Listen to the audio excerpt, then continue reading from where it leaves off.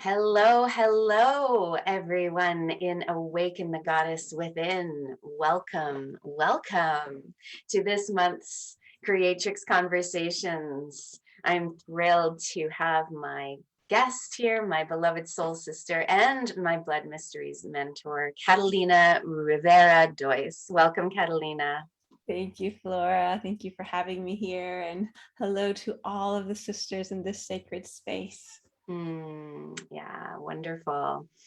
So today, Catalina and I are going to be discussing what is truly her medicine and her special magic that she brings to the world, womb wisdom, ancient womb wisdom for modern times. And what that means for us as women living in the 21st century, how we can access our own womb wisdom no matter what phase of life we're in, right? You don't have to be menstruating to access this, and all of the just all of the mystery and the wisdom truly that is in this whole rich topic.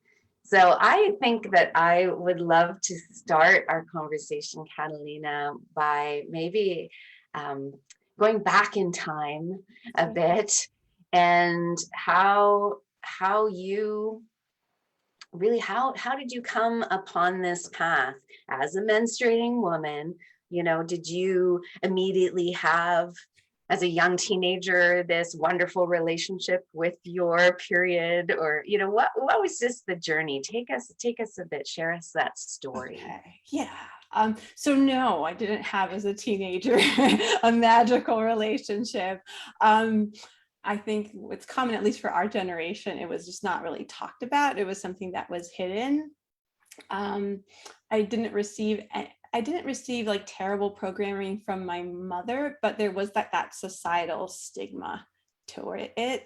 I'm definitely feeling like it's something that needs to be hidden and not talked about. And like that, even just the whole area of the womb pussy was just like unnamed, untouched, unexplored territory. Funny enough, though, after school, I studied as a nurse midwife, right? And I did, most of my career in labor and delivery and women's health. So I was, steeped in womb blood for over a decade, and the whole feminine mysteries from the very real aspect of being with women, crossing these initiations and these portals.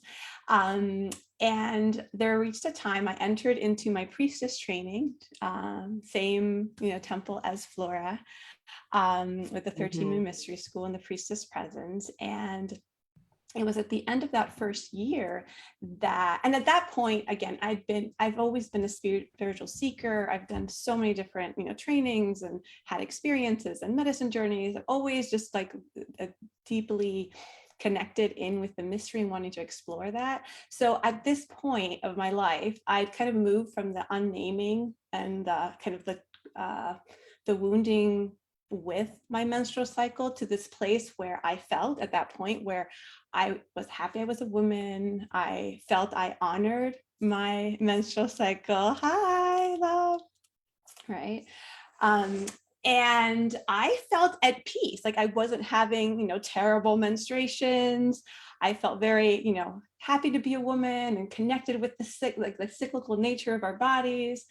And again, being in the field of like nurse midwifery and women's health, I felt like I knew like everything, plus like all the women's studies and women's circles, like I'm feminine spirituality. I felt like, oh goodness, like this is a topic I'm on top of, like I get this, I know this. You have a question, I got the answer to, right? And it was at the end of this point where how mother is so funny. She just put it was like a comment that came through my field that at first when I saw it, I thought, oh, this is a joke. It was like relationship to your moon blood. Like I hate it. It's inconvenient. I love it. I'm in love with it. I drink it. Like it was like that kind of thing. And when I read it, the first time I saw that comment, I was like, oh, this is a joke, right? And then my scientist part comes in and was like, wait, well, is it a joke? Like, is this something that people actually do?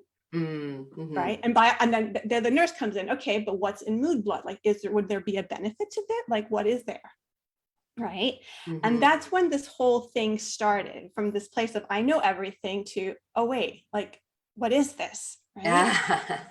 And what do we know? And of course, I go in and I realize that there are no, at that point, at least, there were like no studies on menstrual blood. Like, we didn't know what was in there. Right. Right. There's all this. I started seeing, like, again, especially from the medical field, like all this programming of menstruation as release, as shedding, as letting go, the trying to manipulate it and fix it somehow as something that's kind of wrong with women, and realizing that none of that was actually based on any kind of fact. Like, it's all just patriarchal ideas that have seeped into our medical system and how we view things. So, like, what's actually true? Mm. And at the same time, I was getting these downloads of, like, it was connecting with all these kind of memories of stories of the Grail and the Fountain of Life and the Fountain Mm. of Eternal Youth. Like, again, the cauldron, the Eucharist in Christianity. I grew up in a Catholic country, so the Eucharist was part of, like, my every Sunday, right? And it was like, wait. And for those of us non-Catholics, what is the Eucharist? Mm. Okay, so it's the drinking of, in Christianity, it's the drinking of the body and the blood of Christ, right? But for those of you that are Wiccan, you know that that comes from a deeper tradition, which was drinking from the cauldron of the mother. Like, again, these are deeper traditions. So all of these things started coming together, and I had this huge question of, well, could this be true? And where is this knowledge? And there was nothing out there at this point. I did a quick research, and there was, like, nothing out there of, like, the act beyond, like, the idea. Like, are there women actually accessing this? Is there truth to these stories at a biological and, like, physical experiential level? And that's how it all started. I was like, okay, I need to figure out what this is, right? So I got myself a moon cup, and I collected my moon blood for the first time, and I drank it. And from then, everything changed. Wow. Because that's what happened. And then this idea that I had this wonderful relationship with my moon blood, and that I was a cyclical woman, which was beautiful, took on a depth and a potency that I could never have dreamed of. And my life has been transformed ever since. Mm. So that's kind of how it happened. Wow. Thank you. Thank you so much for sharing your whole story. And I love that. I love that switch of you coming from that place, in your medical background as a nurse practitioner and just everything of thinking like I know this, I know it all, to wait a minute, there's a lot that I don't know. and being curious and following your intuition to really guide you into this deeper relationship with your own body, and with this mystery of these blood mysteries of why we bleed every month. I want to say good morning, hello to Michelle and Julie and Christine that are watching live. And if anyone else is with us live, you can say hello, and please feel free to add in any comments or questions that you might have for Catalina in the chat here as we are talking. So I want to respond to that with just a bit of my own story that, like you, I didn't have terrible, horrible programming from my own mother. I remember she responded very positively, like when I told her that I'd gotten my first period, and I was the teenager that had bought like tampons and pads like a year and a half early before my first period ever came. Like, I was so like, it was one of those like back to school teen packs or something that I got. So I was ready for it. And then when my first period came, I was overcome with unexpected emotions about it. And when I went to tell my mom, I started crying, and she was right away saying, "Oh, honey, like, like, this is wonderful." Like, like she was trying to understand why I was sad. And so that was great. But I didn't have a first blood ceremony. The women's circle, the full moon circle that I often talk about, that was my first introduction to circle. We were like just a year out from meeting those women. And I wonder if, the timing had been slightly different with that overlap, that I might have had that experience of that rite of passage ceremony. So there's that. It's okay. For me, I remember a turning point in my relationship with my period happened actually when I got my an IUD put in, and I couldn't use tampons anymore.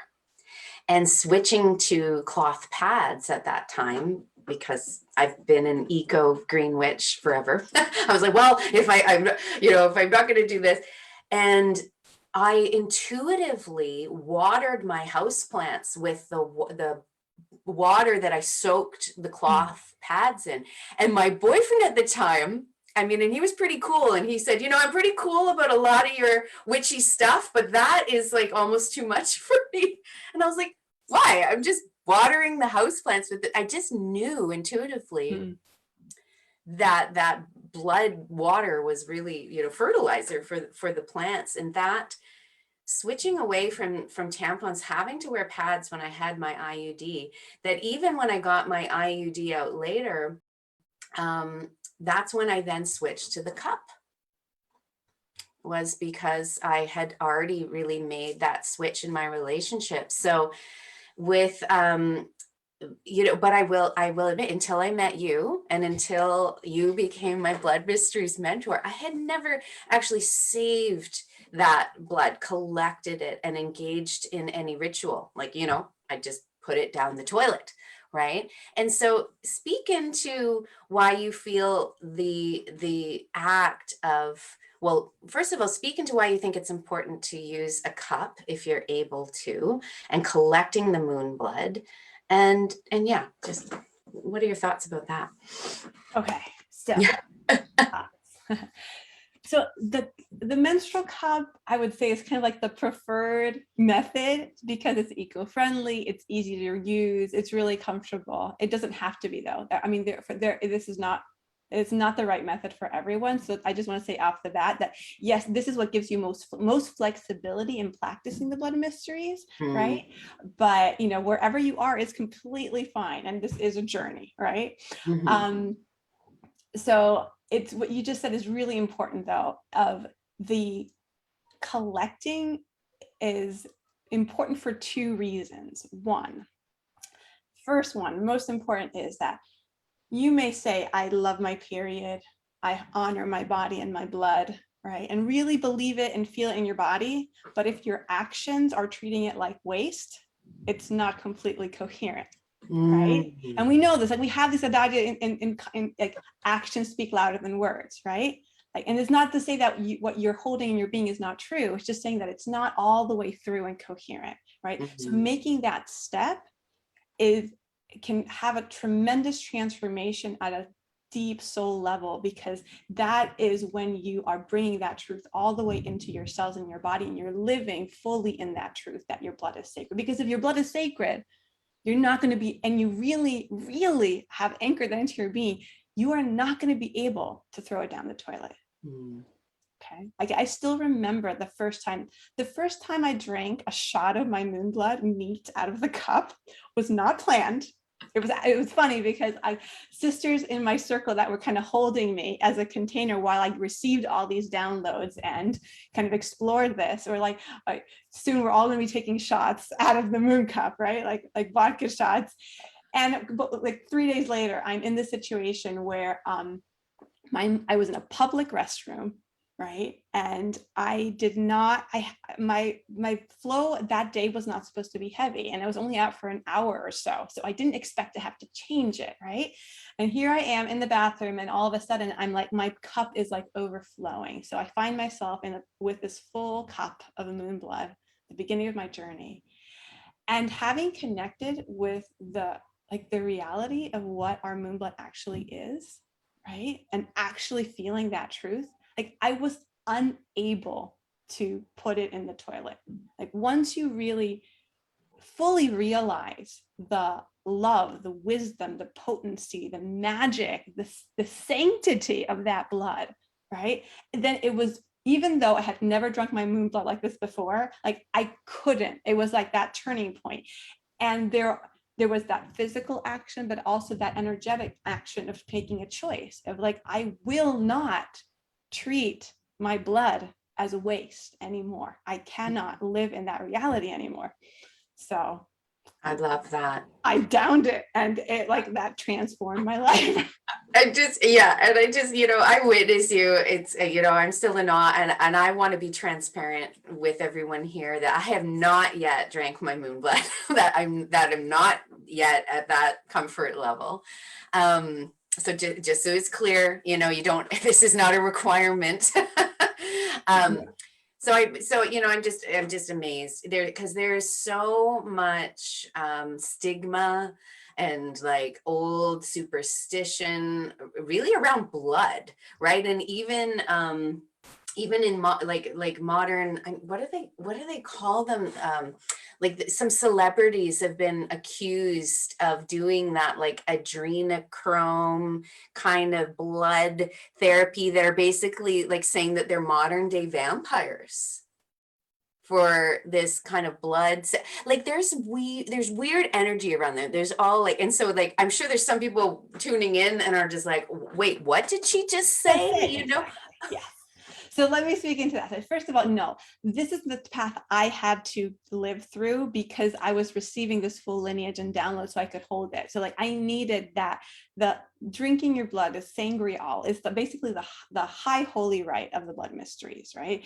Most people will work up to getting there, right? So you don't like you only do what feels in sovereignty and alignment for you, right? And it's not a competition. Like there's so many different ways of interacting and receiving the benefit of your moon blood. So you don't have to go there. But what you just said is also really, really true. There is a lot of stigma. There's a lot of programming. There's a lot of unconscious things that we carry in our bodies and our cells, even when we consciously are super on board with this, right? Like I was fully on board with like this whole lineage, right? I'm receiving these beautiful downloads. I'm having these like ayahuasca-like journeys on my moon blood that are like transcendental and like life transforming. And yet like I still remember the first time I just put moon blood in a little cup on my altar. Like I could feel these like, and these voices that were not my own. It's like, you're doing voodoo, you're opening portals to the devil. Like I could hear, right, just the distortions that have been absorbed through millennia, right, in relationship to our blood, right? So that's the other thing I want to make really clear. This is not something to jump into like blindly, right? Our blood mysteries have always been shared in sisterhood and in sacred circle. And especially now in this remembrance, because there's been so much abuse, misuse, and distortion, it's really important to come to it from a place where you are held safely, right? Because yes, there is deep, potent, like life-changing magic in it. And at the same time, there is deep wounding and deep distortion and a lot of misuse. Right. And all of that is going to come up no matter where you are consciously and you think you are, right, or how on board you are. Those programs will come up. And that's part of the magic of actually engaging in menstrual rights, if you have that possibility, right, is because it will bring it up, right? Like you cannot hold your cup of moon blood and not be connected to all the places that still feel weird or disgusted or ashamed or scared about it, right? Because the reality is that because it's such powerful magic, and with the entrance of the patriarchy, it has been misused deeply, right? And that is part of the things we are here to clear. So it will come up, and that's okay. So much just in what you just shared around that. And one thing that really jumped out to me was how when we come to this, if we come to to heal this and understand this and work with our menstrual magic in sisterhood, that's when things really change. And I can attest to that as well, because yeah, I was on my solo path, having my own relationship with my, with my period, and a few things that I already shared earlier. And then like you said, I thought I had a really great relationship with my period. I didn't have really heavy or painful periods very often, like none of the usual woes, right? And then meeting you and taking your Blood Mysteries home study course, it was like, wow, there's so much more to this than I really ever contemplated or really sat with. And being held in a sacred sisterhood where everyone is really honoring that rhythm, and really the collecting my moon blood now and offering it to the earth on the new moon has just become such a beautiful, beautiful ritual. And so, maybe speak into that a bit, this connection with the new moon and our bleed. Okay, yeah. So there is kind of a harmonic resonance between the new moon and our moon time, right? It has that. They both hold that frequency of a new cycle emerging, of a new life, of receiving new seeds, of new beginnings, right? So it's a beautiful practice when we can to bring those two together. That being said, it doesn't mean, because this is also a very common myth, that you have to bleed on a new moon if you are like spiritually aligned, right? Oh, right. Yeah. That's a very common kind of misconception in the feminine realms, right? It's like, if you're in spiritual alignment, then you should be bleeding on whatever moon. It's like, there is a harmonic resonance, but there's medicine to bleeding on a new moon, on a full moon. But at a core level, your moon time, your menstruation holds that same frequency of new life being received and beginning that process of gestating and nurturing it, so that through the cycle that will emerge. So that's a beautiful practice to do, but you can also do it on the full moon and amplify things. So it can be used at any point, Right. and which is really important. And bringing it to the earth is just such a beautiful practice. And I'm going to ask you what your experience has been, but one of the qualities that moon blood has is that it unifies. It creates, through moon blood, we create womb blood. We have our most primal and deepest bond, which is with the mother, right? We are received into that blood when we are conceived. We are nurtured by that blood, and we are birthed by that blood. The first moment you are out of the mother's womb, you are literally bathed and anointed in that blood. Like, this is that is one of the frequencies of the moon blood. Womb blood is unifying, creating that deep, intimate bond in oneness. So when we bring our blood to the earth as an offering, again, not as a release, not as a shedding, though that can also be sacred, but from this place of really acknowledging that this is like sacred life energy, your deepest unconditional love as mother being poured forth onto the earth. There is a bond that happens with the earth that is deeper than any that I have ever experienced. Like this has been my practice. Whenever I offer into the land or into the waters or the ocean, like, I can feel in my body that connection to that land forever. Like, I know every place I have offered moon blood into, I can feel it in my body. I can feel that connection, right? So for all of us that have longed for a deeper connection with Gaia, like a deeper felt connection of oneness with her, from this ritual, like that organically just begins to unfold within you, of feeling as her. At least that's been my experience, and of the women I work with. What's been your experience of that, Flora? Yeah, I mean, again, as someone who has felt very connected to the earth all my life, I would have thought, how could I feel even more connected? How can I feel even more in love with this land or this planet? And that's been exactly my experience. And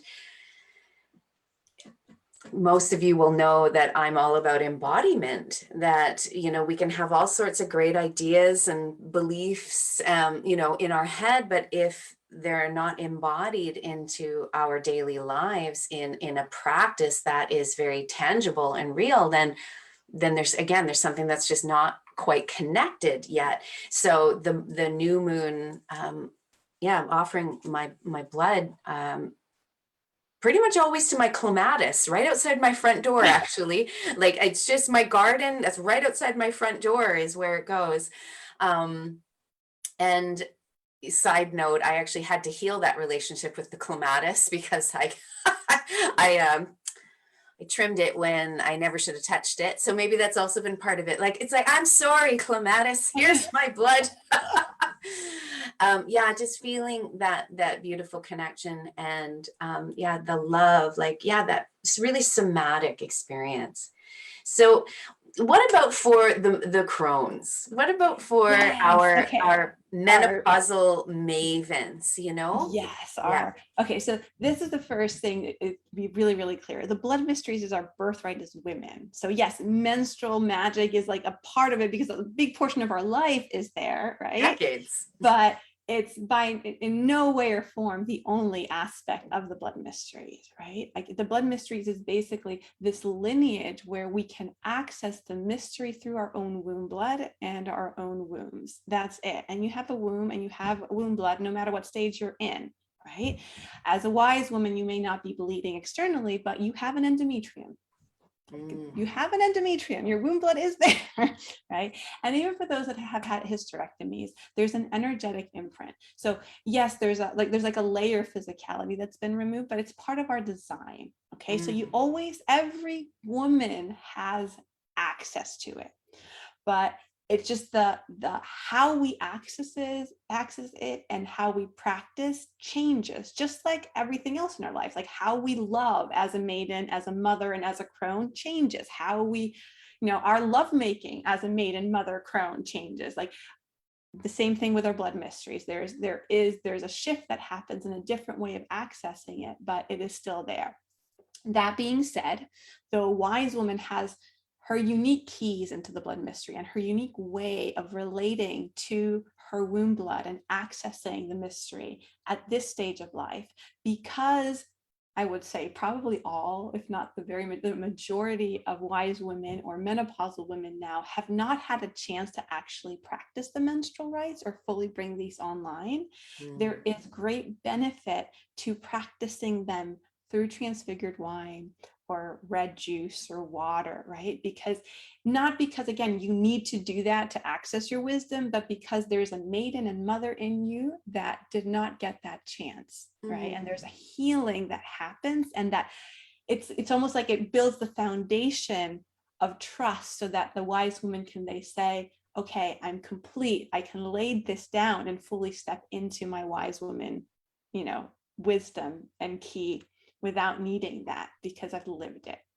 So, and the wise women actually have a really, pivotal place within the blood mysteries temple, because that's their original role. Originally, it was the wise women that were holding the place I'm holding right now. It's the wise women that would hold the menstrual wisdom and would initiate the younger women into the menstrual rites.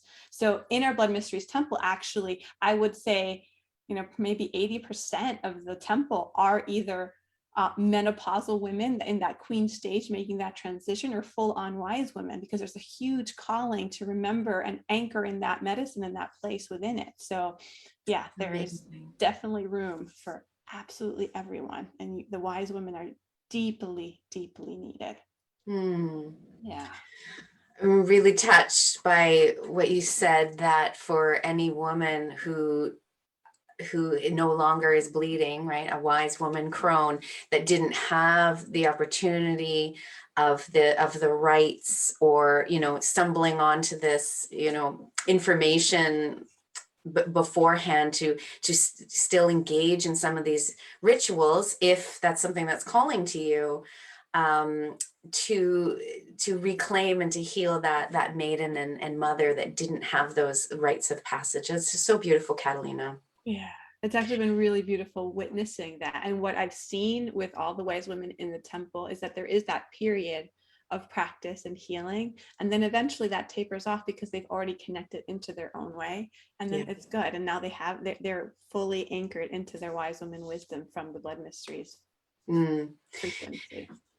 I've had conversations with some wonderful wise women that when I asked about, if, like, do they miss the rhythm in their body? Because I love feeling the rhythm of my cycle in my body. And when I was pregnant and then breastfeeding and I didn't have my cycle for almost 2 years, I missed it. Yes, I was one of those odd women that missed my period. But these wonderful crones said, well, no, because now I'm attuned to the moon. Like they are attuned to the moon. And then just last week, I had a conversation with a woman my age, a mom of 2. And, for whatever reason, she had chosen to get the Mirena IUD. Now that's different than the IUD I had back in the day because I had the non-hormonal copper one. With the Mirena, she hasn't had her period in over 1.5 years now.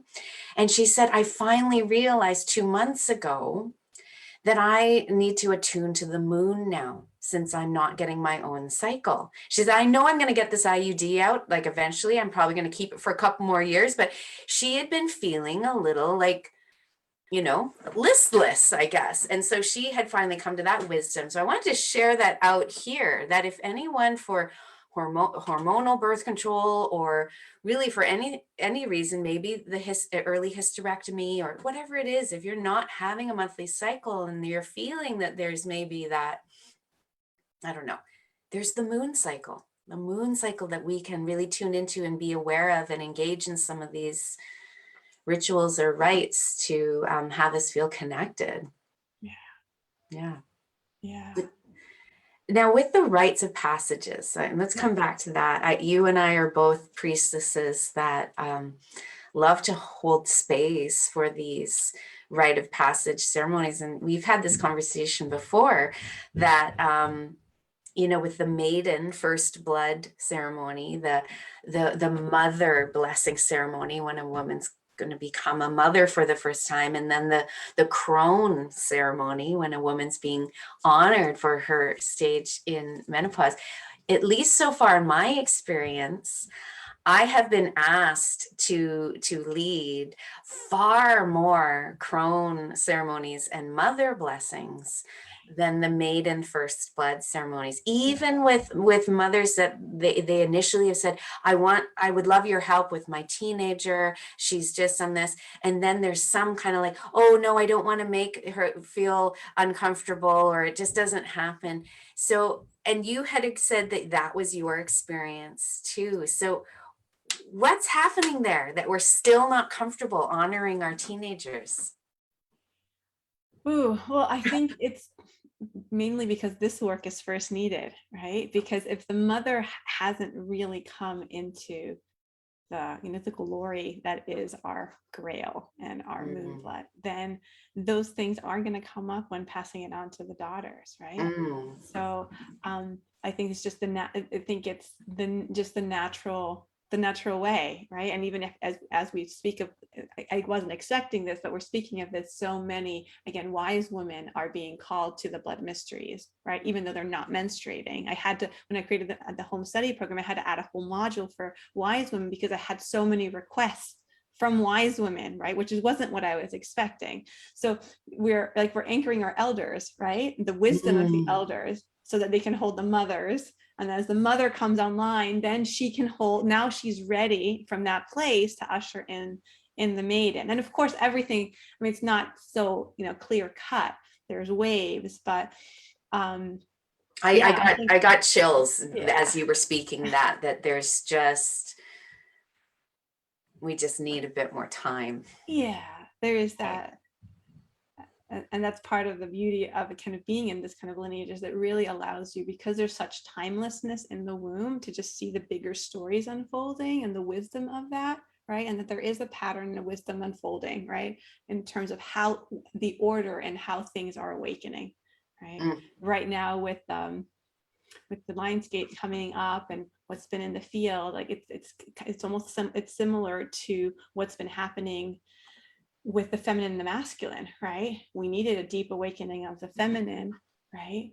To heal, rise, and anchor, right? So that the divine masculine could finally begin to emerge, right? There's the Yeah. that was needed first. Like there was no way for the divine masculine to appear on earth before the divine feminine was there to hold the container for that rebirthing. So Whew. yeah, Yeah. that's where Ooh, we're at. I want to speak more to Curve. that, but I just finally saw some comments come up. I'm having a little bit of a tricky, there we go. There we go. Julie says, this could be also why I'm pulled into fascination with the moon cycle now that I don't bleed, right? That, yes, that's happening. So witnessing you, sister. Michelle says, yes, the rites of passage matter. They certainly do. So I'm so, yes, we know that. Yeah, and then Michelle also says, because we were so shamed, and she's speaking from the position of the grandmothers. The grandmothers, you know, we're so shamed, and that now that's like healing, and then that healing is trickling down. I really feel that too. Another sister says, I had the Mirena IUD and didn't bleed for years. I had it removed because I felt so out of rhythm. I love having my moon time again and celebrating myself and doing rituals. For months, my period arrived to the day before the full moon. Then all of a sudden it shifted halfway between the new moon and the full moon. Right. Yeah. Our cycles will change. You know, we're not clockwork at We're all. not. And there is, and just to speak into that, there is wisdom there. When you start really tuning in, you begin to realize that our body, especially once we start really attuning to our blood, and our body naturally begins to align with the larger kind of forces that best serve our soul unfolding. Right? Because again, it's different. If you start really studying it in yourself, what's happening within you and the frequencies you're holding when you bleed on a new moon, on a full moon, on a first quarter or third quarter moon, they're all different. Right. So when you start really inquiring and reflecting and tuning in, you start realizing, oh, like I am bleeding on the new moon because like this is what's happening and this is what supports me in this moment most, which is going to be different on the full moon. Right. And it doesn't stop there. Right. Once you really open these gateways within you, your cycle begins to shift in all kinds of ways. Right. Yeah. It tunes in with the lunar cycles. It tunes in with eclipses and like big astrological events. It tunes into your life. Sometimes it's not something astrological. And it's just that you are having like an intense initiation. You're starting a new job. Like you're having like a big life, whatever where you need that extra support from mother. And she arrives to be that embrace and that safety and that extra boost of magic so that you can be held in that initiation personally. Yeah. And then if you want to go further, then it starts aligning with the galactic cycle. So there's all kinds of ways. The more, my experience is, the more you tune into your cycle and your moon blood, the more it actually starts shifting and playing in a very conscious way with you. Yeah. And I think that that's a great place. Like that's a great practice or tip for anyone listening that wants to tune into that, is to start taking note of the lunar phase when you start your bleed.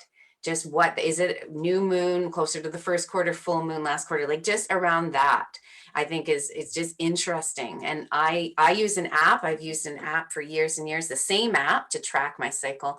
And about 3 or 4 years ago, when I was doing some work with Lisa Lister, the author of Witch and also of Code Red, right? So she inspired me to actually also take note of the astrological sign that the moon was in.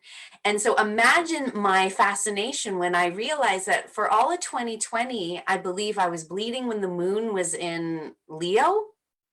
And then all of last year, I was bleeding when the moon was in Aquarius. And they're opposite signs, Leo and Aquarius.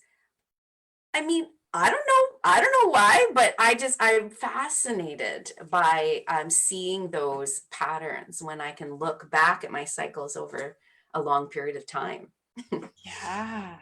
Oh, it's beautiful witnessing. And that's part of the magic when you start to really see that there is a bigger wisdom at play through your body, right? Yeah. This is not just a machine. Like there's a living wisdom that is working with us, that is just so deeply beautiful. So thank you for that. And I'm going to add another little part to that deepening practice for anyone that wants to do it, is not just note the lunar cycle, but also just in just a few words, just note how you feel. Okay, like, so you can start creating your own base of wisdom around the menstruation, because it's also been part of what's happened. We've been told this is the right time to bleed. This is the right archetype to be connecting to at this phase. This is how you should be feeling, etc., etc., etc., etc. So the invitation is to throw all that out, right? And actually connect with your body and find out for yourself, like, how do I feel? What is the medicine I receive when I bleed on a new moon or on a full moon? And start connecting the dots within your own body, because that's where the magic happens and the true wisdom arises. And so this is really everything that we've been speaking of. This is why it's so important and even more relevant for women in the 21st century to have this understanding and to have this connection, right? Because we're not only healing our internalized patriarchy, right? But it's helping us feel more connected to the earth, which is clearly so desperately needed, right? We're a species so woefully disconnected from our own environment, and yeah, just I know that you wanted to speak into more about why this work and this womb wisdom and all of it, the blood mysteries, are so important for us today. Okay, beautiful. Yeah, so yes, absolutely. There's an initial piece of just kind of inner reclaiming, right, of the feminine power and wisdom that flows through us, right, which is so, so important. But also, beyond that initial place of healing the inner patriarchy, the reclaiming of your feminine magic, and really having there's an embodied sense of just love, self-love, and appreciation that comes when you fully tune in.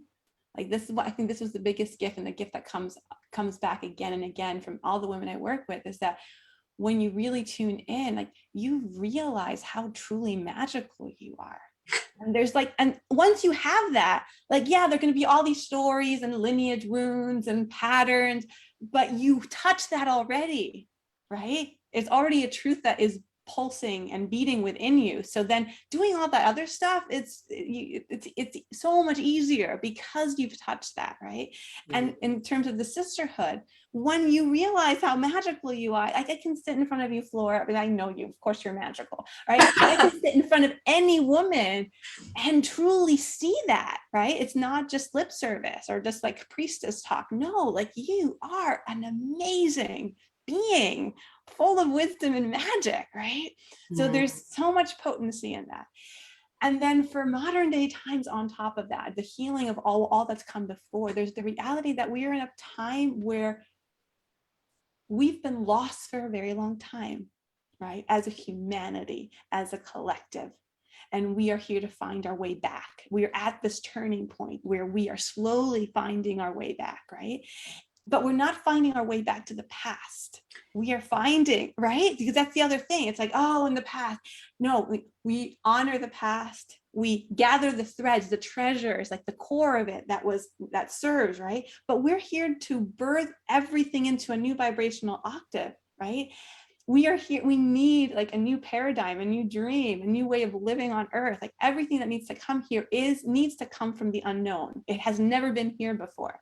And the technology. Into the unknown. Exactly. Into the unknown. Thank you for that. But that's the reality of it, right? And the way of doing that is through the womb. Like, we have been designed to tap into the formless and give it form. Like, the womb is the place that brings through new realities, new states of consciousness, new paradigms. Like, this is what we are designed to do.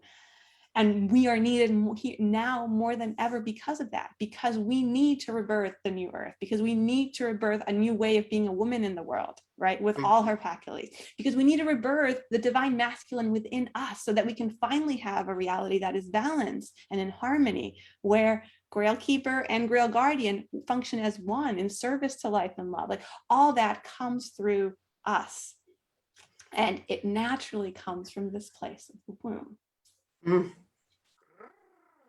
Yes, to Yeah. all of this. And lots of reactions from the listeners in that transmission. Thank you, Catalina. Our ability to take the formlessness and bring it into form, and not just through our wombs in terms of, human children, right? Because that was like our only role and function for Yeah. so long. But it's that energy of creation, rebirthing a new world, rebirthing what it means to be human again. Yeah. So lit up. So this is perfect segue, because you just mentioned the Grail Keeper and the Grail Guardian as one. So speak into that, and then also share about your upcoming event. Okay, yeah. So our Blood Mysteries Temple, just like the Earth Song Temple, was birthed at the Lion's Gate 3 years ago. So Lion's Gate is our birthday. And what's happened is that every Lion's Gate, we use this birthing portal to birth a new myth, a new reality onto the planet.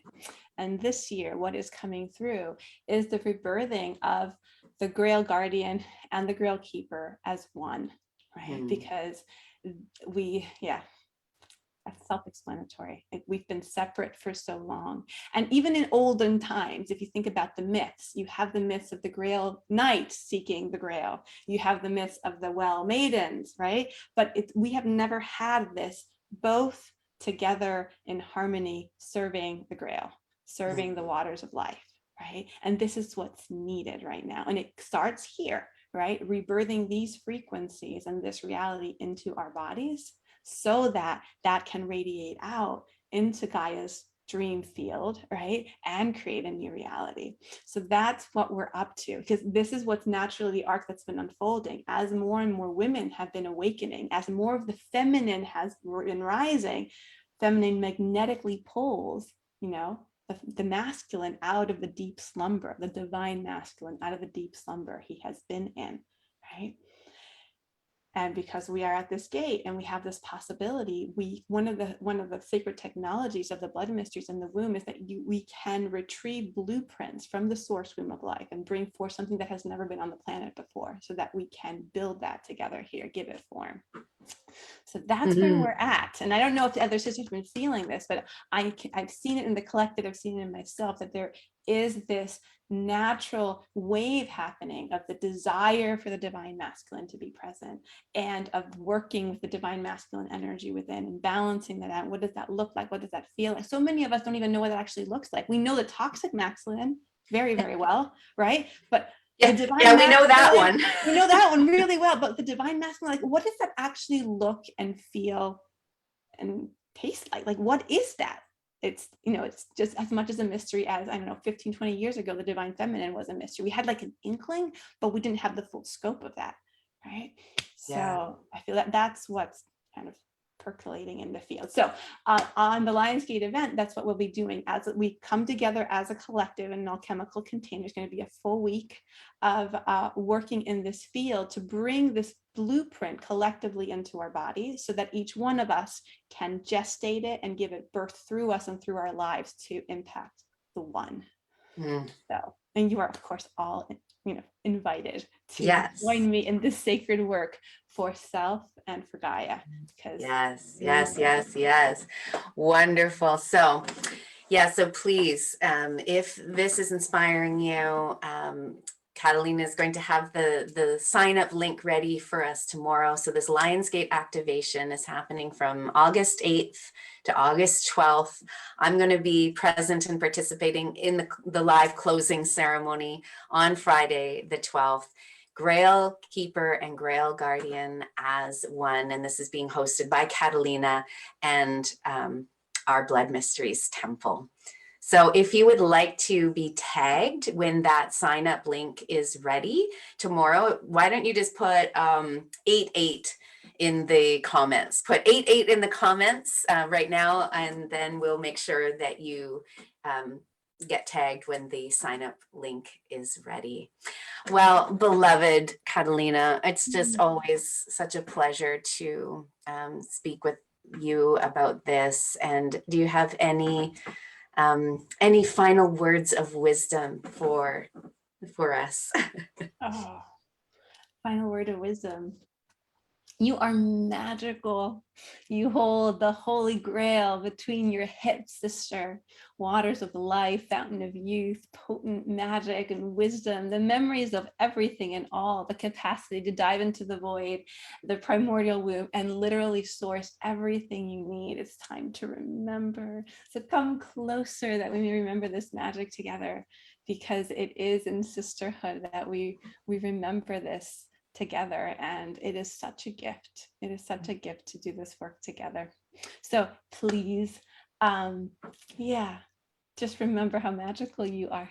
Yeah. And that this temple, like this is part of what's beautiful now, is that there is a living, breathing temple now, like that, where women are actually practicing this in modern day times as mothers and women that work, and as wise women. Like it's a tangible reality. It's not something out of the myth books anymore. Right. Out of the fairy tales. It's Yeah. not a fairy tale anymore. It's Mhm. not. Well, we're having a whole bunch of thank yous come in the comments, and yeah, thank you everyone who has been watching, or if you've been watching the replay, we feel you. And yes, such a gift. You are all such a gift to the world. And yeah, thank you, Catalina. Your presence and your sharing your wisdom today has been a beautiful gift with all of us. So blessed be, and have a beautiful rest of your day, everyone. Bye for now. Now I need to hit the right button. Okay, bye.